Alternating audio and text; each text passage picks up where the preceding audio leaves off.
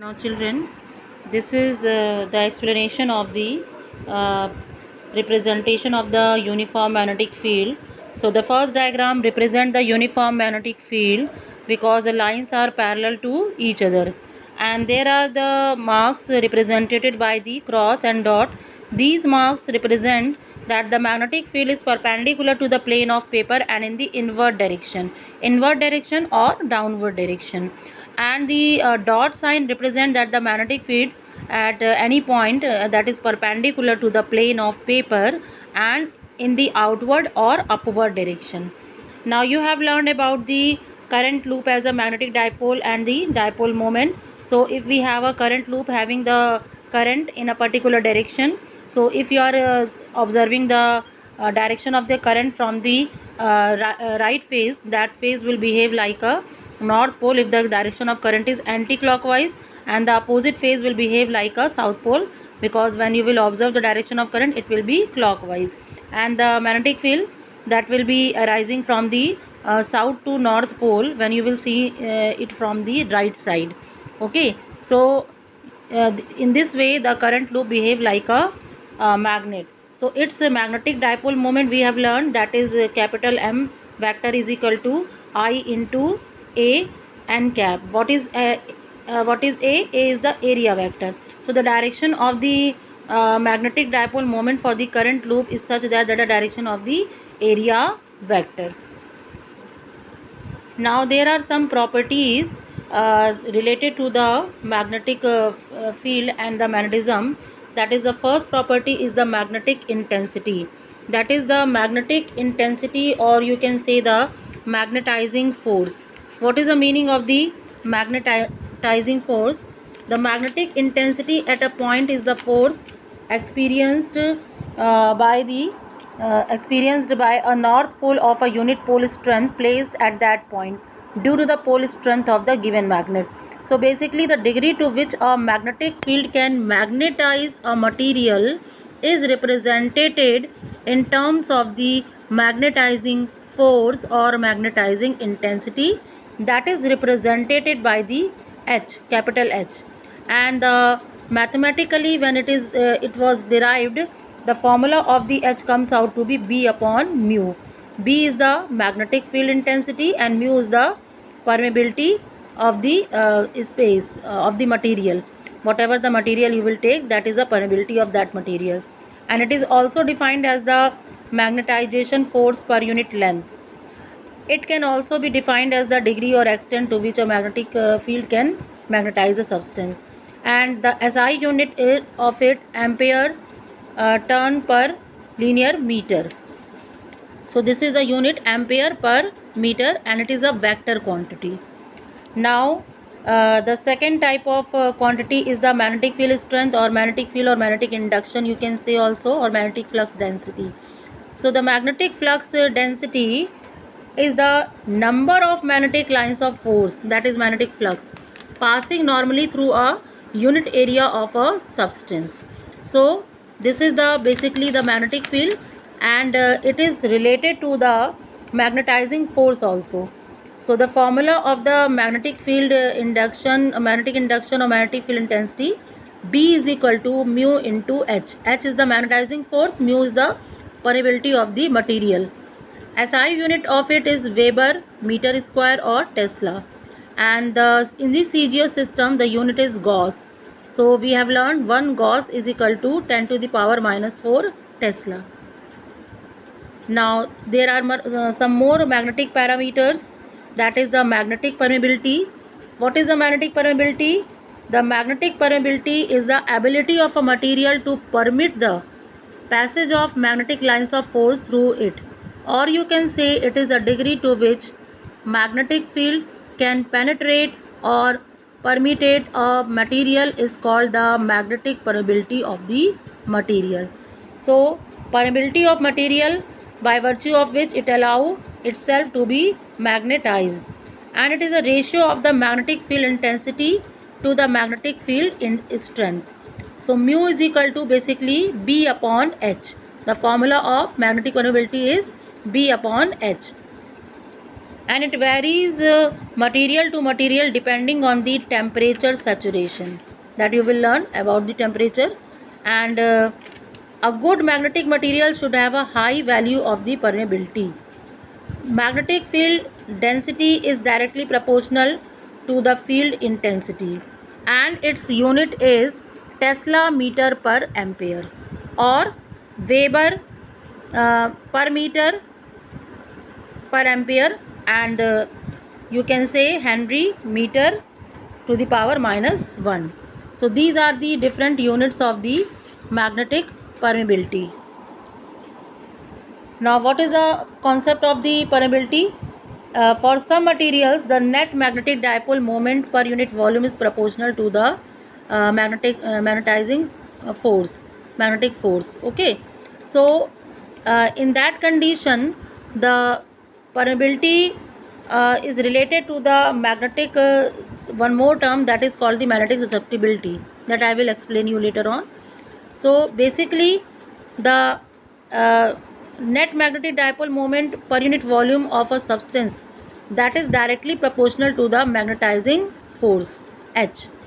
But when you will remove the proportionality sign, a constant come in the expression which is called the xi m. What is xi m? This is called the magnetic susceptibility. Now if we suppose that m is equal to xi m h, and we have a formula B is equal to mu naught H plus m. So this will become mu naught 1 plus xi m H, or you can say mu into H. So from this formula you can find out the magnetic permeability, that is B is equal to mu H. So from here mu comes out to be B upon H. The parameter mu is called the permeability of the material. Now what is the meaning of the susceptibility?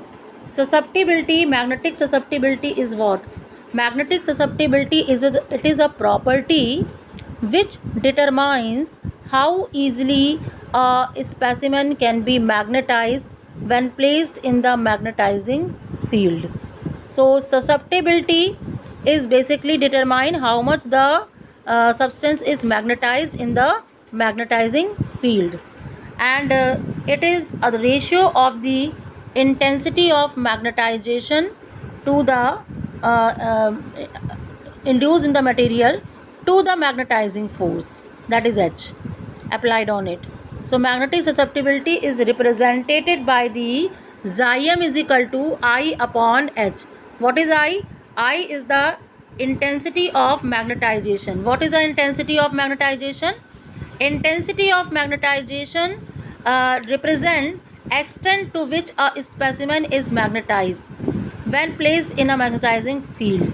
Okay, so basically that intensity of magnetization I represent that how much the magnetic substance magnetized in the magnetic field, but the magnetic susceptibility determines how easily or how difficult a magnetic substance magnetized in a magnetizing field. So xi m is the magnetic susceptibility, and it is equal to the I by H. Susceptibility has no unit, and it is negative when a material, that is the magnetic material, is diamagnetic, and when it is a small range of positive value when the substance is the paramagnetic substance, and it is a high range of the positive value when the magnetic material is a ferromagnetic material. So that is why the intense magnetic susceptibility can be positive or can be negative. Now here this is the intensity of magnetization I. What is the intensity of magnetization? It is the degree to which a substance is magnetized when placed in a magnetic field. Means how much the substance is magnetized when placed in a magnetic field. And it is also defined as the magnetic dipole moment, capital M, acquired per unit volume of the substance. That means magnetic dipole, because in some magnetic material there will be some permanent magnetic dipole or magnetic dipole moment, but in some material there will be no magnetic dipole moment. So for para and ferro we will see that there is some magnetic dipole moment. So that is why intensity of magnetization is a ratio of the magnetic dipole moment of the substance to the volume of the substance. So the formula of the I will become m upon v, and it is also defined as the pole strength small m per unit cross sectional area of the substance. That means I is equal to small m pole strength divided by the cross sectional area, that is small a, not capital A, small a, that is the unit cross sectional area. And SI unit of the intensity of magnetization is ampere per meter. So magnetizing field gets redistributed when placed in solid and no field. Okay, and there is some important concept, that is the Curie temperature. What is the meaning of the Curie temperature? The Curie temperature is a temperature above which the ferromagnetic substance that loses its magnetic property. So basically this is a temperature up to which the substance retain its magnetic properties, but when the temperature crosses this value, that is a Curie temperature for a particular material, then the magnetic substance loses its magnetic properties. Above Curie temperature, the domain structure of the magnetic substance, that is get destructed, and domain loses their alignment. Means whatever the alignment of the that molecule of that particular magnetic material, that will be disturbed when the temperature of the magnetic material raises above the Curie temperature. That is why this is the limiting value of the temperature below which the substance retain its magnetic property. And now there is a relation between the magnetic permeability mu and the susceptibility. So mu is equal to 1 plus xi m.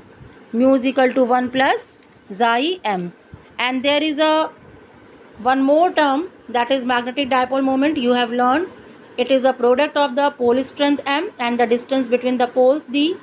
It is vector quantity and it is directed from south pole to the north pole. And relation between B and H is what? B is equal to mu H. Mu is the permeability of the medium. Now what is magnetic flux? So you all know very well that electric flux is the total number of magnetic electric field lines passing normally through the surface. So this is the same, the total number of magnetic lines of force passing normally through a surface, that is called the magnetic flux phi. And the SI unit of the magnetic flux is Weber. There is one more term, that is relative magnetic permeability, that is mu r. As you have learned in the electrostat, relative permittivity epsilon r. Similarly in the magnetism we have a relative magnetic permeability mu r. And what is mu r?